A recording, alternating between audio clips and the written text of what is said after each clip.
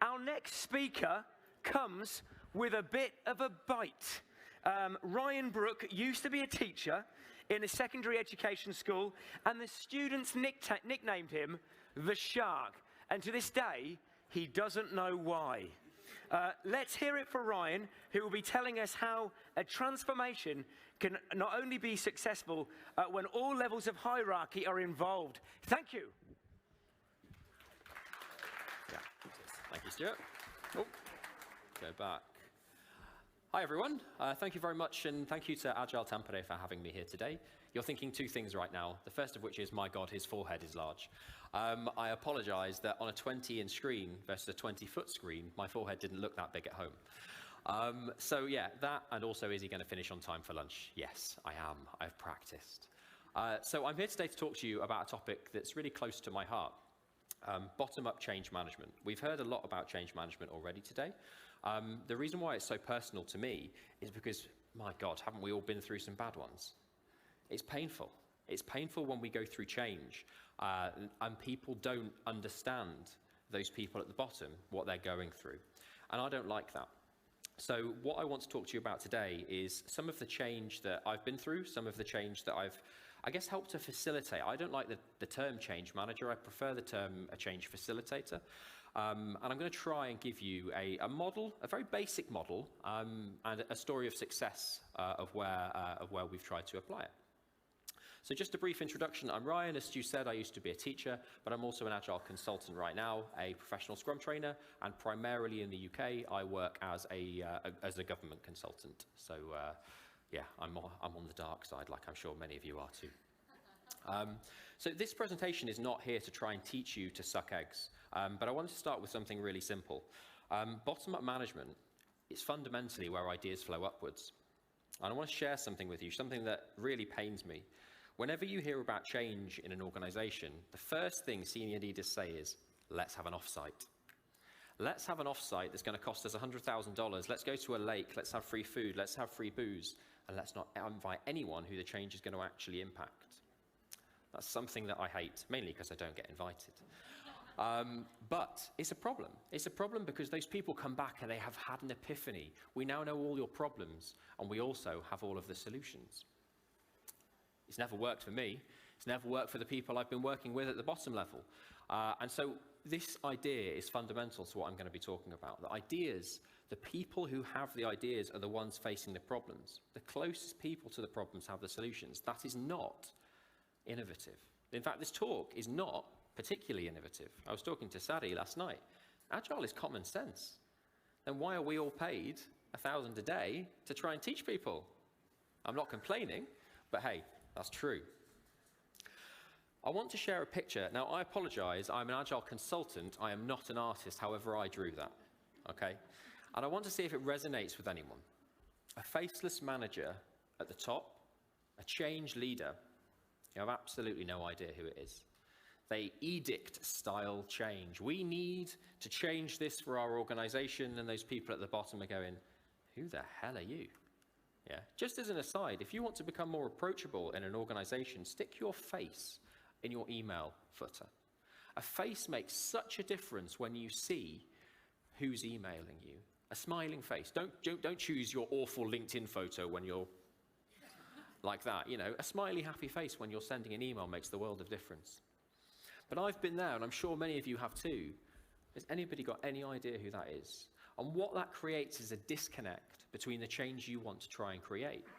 Because they don't know who you are, and therefore they're probably almost certainly not going to have a shared understanding of what you want to try and achieve. So that faceless manager needs to be as close as possible to those people directly impacted. Again, that's common sense. And there are loads of change models out there. When we were going through a situation at my organization where we said, you know what, we need to change, we looked over a lot of change models, and we realized that they didn't really work for us. Mainly because these models implied that they were cookie cutter approach. And I think that's a big problem that we have in the Agile industry right now. People are being cut off by a coffee machine. We try and take cookie cutters and stamp them across organizations, and that's not how Agile works. Agile is deeply human-centric, It's complex. And so trying to enact a model that just says a methodology style, do this, then do this, then do this, then do this, come on. Look, taking a look at that very bottom one, and I know there's some up here, there's Kotter's, there's McKinsey's 7S, that one of the bottom, nudge theory, the first time you even see them mention people is this one here, present the change as a form of choice. As a form of choice? That just feels dirty to me. You're trying to tell people it's not actually a choice, but it's going to look like one. That's not effective change management if you want to get people to buy in, because successful buy-in is formed on trust and is formed on a shared understanding. People have to understand what you want to try and achieve, otherwise they're not going to do it. Developers, and I said I used to be a teacher, are not that different than 15-year-old boys and girls. Because you can tell them what to do, but they will fight against it unless they actually understand what you want to achieve. To give you an example, I'm sure it's the same in Finland as it is in the UK, but if you remember those pieces of homework that you were given when you were a kid, those ones that were creative, go away and create a volcano. We all remember that. We all had ideas, creations. We understood what the teacher wanted us to achieve because we had to stick labels on it and things like that. But those ones that just said, complete this math worksheet, did you care? Those are the ones you were completing on the bus on the way into school because you didn't have any buy-in whatsoever. That's what we found with a lot of the models of change in the government organizations we were working in. People just didn't buy into them because it was just words. So what we wanted to do is create our own model. And I know you're probably hearing right now, oh God, not another custom model, Ryan. But it's a model so simple, we developed it in 15 minutes, and we think it was successful because it failed. And that resonates with what I've got behind me right now. The first step you're going to take will almost certainly be the wrong one when it comes to change. But organizations don't like that. They see it as more effective, efficient, and cheap for people to go to those offsites, make decisions, and come back. The problem is that, though, that those changes are rarely effective. They cost a lot of money, and they also cost a lot of money for consultants to come in and try and fix and unpick the problems that you've seen. Why then can't we just start with the people? Start with the people facing the problem. And I find this quite liberating, knowing that the first thing we do is going to be wrong. It's almost like a breath of fresh air. Yeah, things are going to go wrong. And that is where this model came from, okay? And this model is so simple, and I appreciate there are flaws about it. I'm going to talk through the flaws at the end. But this is what we came up with in, like I said, 15 minutes, 3 or 4 of us, when we just thought, what do we value in our organization? We value the employees, the value that they can bring. I read in a typical software organization, the revenue generated by one competent developer is at 1.5 million a year. How much do you all get paid? It's certainly not 1.5 million a year, okay? So what we wanted to do was create an atmosphere to start of support. We trust you, you have the problems, and we are here to support you. A good manager, okay, does not always lead from the front. A good manager, you could argue, serves from the bottom, serves from the side, serves from the top, but we wanted to show them that we supported them. And so I'm going to show you some of the workshops that we ran with them in a little while. But the idea is, with this model, that progressively you move towards a state of normalization, a status quo. We all have one right now. You're probably thinking in your teams right now that there is a state that we are happy with. People don't want to change. And that's the goal. You want to get it to a position where people don't realize they've been through change so that you can then capitalize on more. And simply, we have a workshop to generate support. Empowerment moves us to co-construction, where the teams, again, the people at the coalface, are the ones creating the problems. Well, they do create the problems, but they also create the ideas and the solutions to move forward, and we then allow them to test. But the step towards normalization, the step towards successful change, I would argue, is failure. It's not just a case of creating safe-to-fail environments, it's almost forcing failure so that you can move towards a new status quo. So the first workshop we did, and I apologize for the very grainy murals, all right? Anybody who has escaped Mural or Miro over the last 18 months is not a proper Agile consultant. The first workshop we called Calling It Out. It was about talking about value, the value that we can offer our customers, the transparency over what we do, but also just the process, how we do our work, because the process is determined by the people doing the work. And the way we did it, and the reason why I feel like these workshops were successful to support our model, was because the bits in blue, the boundaries that we shared with people. A workshop is just a workshop with questions and facilitators and all that kind of good stuff. But what we had was, there are no hierarchies here, only people. We wanted to humanize it. There's no ulterior motives, okay? And this created a nice culture in our workshops. And this, I should point out as well, we didn't do this with thousands of people in an organization. This was a relatively small-scale change. But it started at the bottom, because we said all of the managers here, all of those stakeholders, those sponsors of change, all of the developers, the product owners, the PMO office, the HR, everyone is present and everyone's equal. No one's opinion is more important than another. And we are here fundamentally to help our organization get better. And so we gave them some categories, right? Pretty much covers everything: people, organization, processes and technology. And we also gave them a statement of what we deemed to be good. All right, that's pretty much the only leader that we had in these workshops. After that, we just said, ideate. Come up with all of the problems you are facing. No solutions here. Solutions are not allowed. Moan about stuff. People love a moan. And it's nice, because when you get managers moaning about things, you get developers moaning about things, everyone's equal. Everyone does like a cathartic moan. And all we got them to do at the end, in groups, is just affinity map, right? Super simple facilitation technique. What are the things that are impacting you at the coalface when you're doing the work? What is, as Jose was just talking about, what were those flow inefficiencies that help us get from 8% to 9%? What can we do? So give us all the problems you're facing. I said this is not innovative. And from that, over the next 2 weeks, we did precisely nothing. We took 2 weeks off, okay, before we ran the next workshop, because when people have had a moan, it needs time to calm down. They knew we were going to come back to them to facilitate another workshop. And again, I'm using facilitation correctly. We're not leading anything. And we were talking about co-constructing solutions. We took those problems that they gave us. We didn't salt them. We didn't change them. We started off by answering some of the questions that they had raised in the previous workshop. And you'll notice these are all blank, by the way. This is a true story. I just removed it for IP reasons. So we answered their questions. And we raised some of the questions and topics that they had affinity mapped. Problems over processes, people and organization, and the technology. And then they came up with the solutions. And all we were there to do, and I'm going to call myself a senior leader, which is incredibly arrogant as a consultant, but that's the position I was sort of in at the time. All we did was say, yeah, that sounds like a good idea. Yep. Just like a parent when your kid says, I think it's going to be a good idea to stand on the sofa and jump onto that table. You know it's probably not a good idea, but sometimes they need to learn. They need to experiment. They need to change. They need experience of failure and success. And so the boundaries we set here, we accept that we cannot please everybody. That is the problem with some change, that we tell people and they have an expectation that everything is going to be better after this. Spoiler alert, it never is. Change is never done. I actually really don't like the term agile transformation, because a transformation implies you transform and then like a butterfly you are done. You are either agile. If you are agile, you are currently going through a transformation constantly going through change.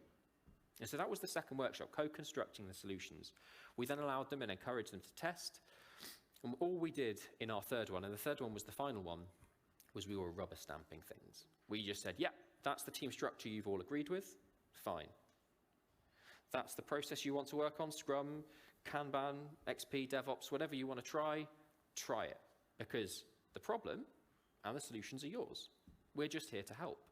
A good manager, in my opinion, is not one that does the change or necessarily facilitates it well. Like a river, to use a metaphor, a river over time will meander and choose lazy options, like many developers, yeah, like many people doing work. And that's okay, that's natural, I would do the same.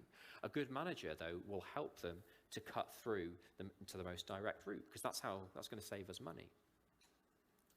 So I am going to quote Barack Obama in a minute, the king of mic drops.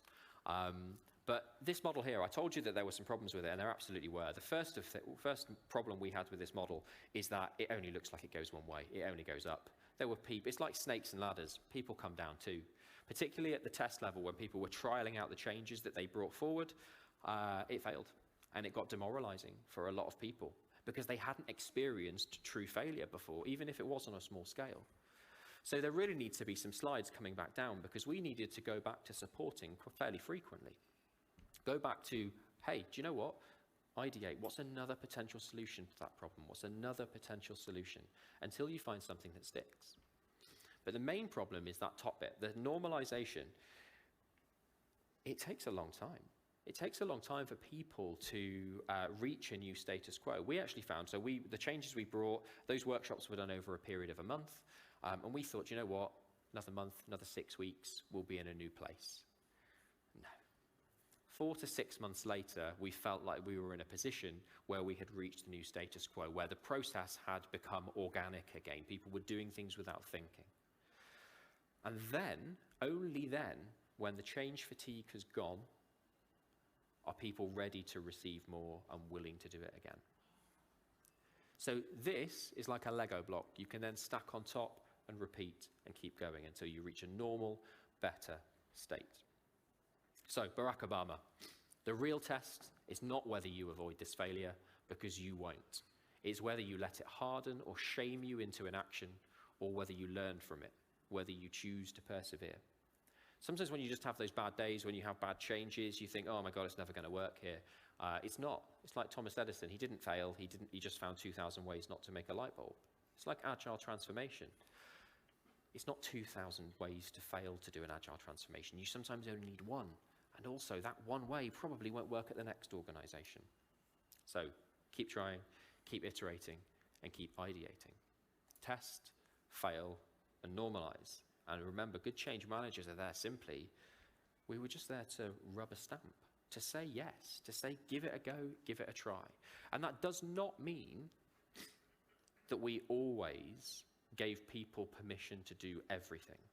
It's absolutely okay when you're doing change, particularly even at the lower level, to create boundaries for people, professional boundaries for your organization.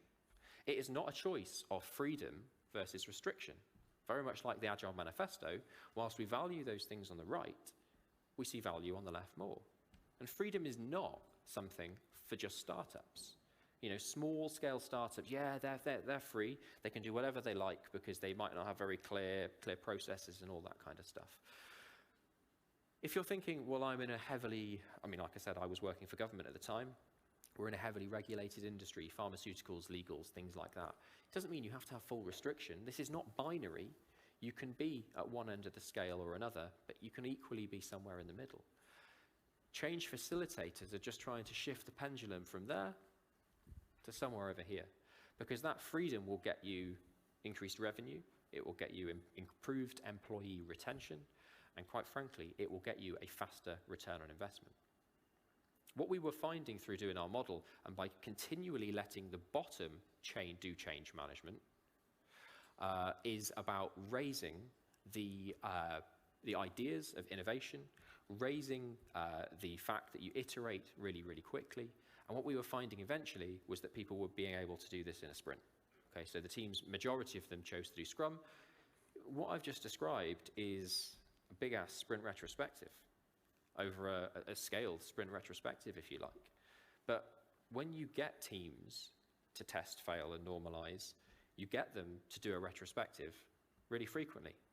That's all we're trying to get them to do, apply Scrum to change management. And we found it highly successful. So just to wrap up, when we talk about change, yes, you can lead from the top. Yes, you can lead from the bottom. Your organization is going to determine what you choose. And when I say what you choose, I think both can be successful. I need to put that out there. But the top-down change management is only successful when you have true buy-in and sponsorship from people who are going to remain present. If they're going to do that edict-style away day, see you in 6 months and then complain about when you've not achieved that change and go, why not? It's because they were like that person on the cliff, that faceless manager, and the people going, well, I didn't buy into it because I had no idea who they were. So successful change occurs when goals are informed by employee feedback. Ask them what their problems are. One of the biggest issues we had in the organization I was in at the time was they were hot desking. And so they said, well, can we not actually just sit together as a team? Yeah, that's a really easy thing for us to fix. Let's sit together as a team. Those tiny changes that management probably don't realize because they tend to work more individually, teams need to sit close together. Having a team whiteboard, isn't that innovative? No, it's not. And it's so cheap for you to do. So ask those people, ask your employees what they need, rubber stamp it and give it to them. The earlier that employees get involved, the greater your chance of success because you are not wasting time waiting for it to transform and be told and communicated from one person all the way down to the people at the bottom. It becomes like Chinese whispers. It's not a very appropriate term these days, but you understand what I mean. You know, whispering change all the way down and they just go, why? What were you talking about? I don't know. Sponsor of the change needs to remain present. And finally, it is going to take time to normalize in change. A lot of organizations, I think, try to do change and then change and then change. And you do get that change fatigue. And it happens really quickly. The problem I find with change fatigue is once you hit it, it's not something that will quickly dissipate. It's going to stick around in people's thoughts and minds for a long time. And you will get those people who hate Agile. And they will hate Agile because of the last transformation that was done. It was done top down. They were told what to do, and they associate it psychologically with bad feedback.